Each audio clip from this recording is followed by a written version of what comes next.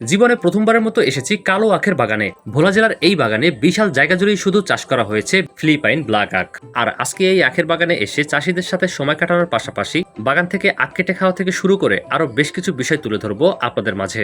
গত দুদিন আগে আমি এসেছিলাম ভোলা জেলার চরফ্যাশন উপজেলার মাদ্রাস ইউনিয়নের একটি আখের বাগানে, যেই বাগানটি ছিল সম্পূর্ণ কালো আখের বাগান। আর সেই আখের নাম ছিল ফিলিপাইন ব্ল্যাক আখ। শুনেছি ভোলা জেলাতে এ ধরনের আখের চাষ আর কোথাও হয়নি, এখানেই প্রথমবার। তবে আপনাদের জানা মতে যদি কোথাও থেকে থাকে সেটা অবশ্যই কমেন্টে জানাবেন। মনে হচ্ছে যে এখন খয়েরি কালার এরকম টাইপের, বাট এইটা কিন্তু যখন পেকে যাবে তখন একদম ফুল ব্ল্যাক হয়ে যাবে।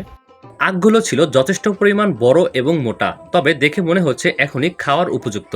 কিন্তু না, এগুলো এখনো পুরোপুরি খাওয়ার উপযুক্ত হয়নি। বিশেষ করে যখন উপযুক্ত হয়ে যাবে তখন এটা ফুল কালো কালারের হয়ে যাবে।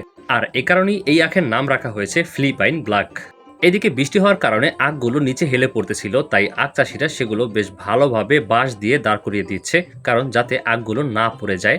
সেই সাথে বৃষ্টি হওয়ার কারণে এখানে কিন্তু অনেক পানিও জমেছে, আর তার মধ্যে দিয়েই সবাই মিলে একসাথে হেঁটে হেঁটে আপনাদেরকে দেখাচ্ছি। এখন আমরা গোছি রাখতেছি টানা দেওয়ার জন্য, যদি বাতাসে যদি পড়িয়া যায় এখনো 2 থেকে আড়াই মাস এরকম হবে। 2 থেকে আড়াই মাস পরে আপনারা বাজারে দিতে পারবেন। অনেক মিষ্টি হবে। জি। ও আচ্ছা আচ্ছা দর্শক, অনেক মিষ্টিও হবে।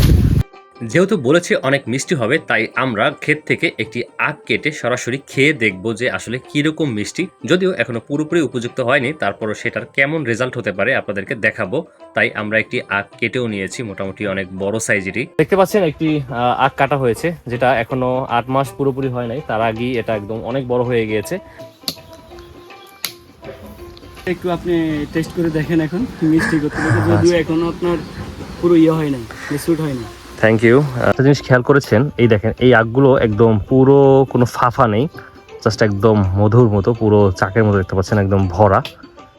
বিসমিল্লাহ বলে এবার খাওয়া শুরু করে দিলাম। আর এবছরে প্রথম এই আখ খাচ্ছি, তাও কালো কালারের আখ। আসলে বেশ ভালো লাগতেছে যে আখের খেতে এসে এই আখ খেতে পারতেছি। আর সত্যি কথা বলতে ভাই, আখটা অনেক মিষ্টি ছিল।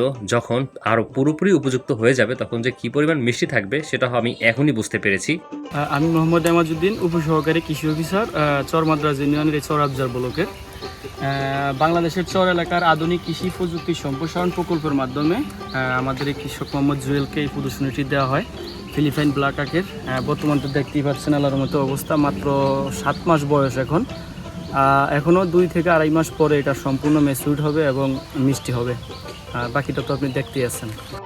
আমি ধন্যবাদ জানাই চরফ্যাশন উপজেলা কৃষি অফিসকে আমাদের উপজেলায় ফিলিপাইন ব্ল্যাক নামক এই আখের চাষে কৃষকদের উদ্যোগী ও সর্বোচ্চ সহযোগিতা করার জন্য। এটার আরেকটা বৈশিষ্ট্য আছে আপনার, একবার করলে কিন্তু 3 বছর পর্যন্ত আর করা লাগবে না। যেমন এই যে বাস্তব প্রমাণ, এটা এখান থেকে আমাদের আগে করা ছিল, এই আখগুলা কাইটা ফেলাইছে, এটা কিন্তু হইতেছে এবং আগের আখ থেকে কিন্তু এটা আরো বেশি মোটা এবং আরো ভালো হইতেছে। এই যে আপনার এই বাস্তব প্রমাণ দেখে খুব ভালো লাগলো। আমাদের ভোলা জেলা দিন দিন কৃষির দিক থেকে অনেক উন্নতির দিকে যাচ্ছে। যে ধরনের ফল অন্য জেলা থেকে আসতো সেগুলোই এখন ভোলায় চাষ হচ্ছে।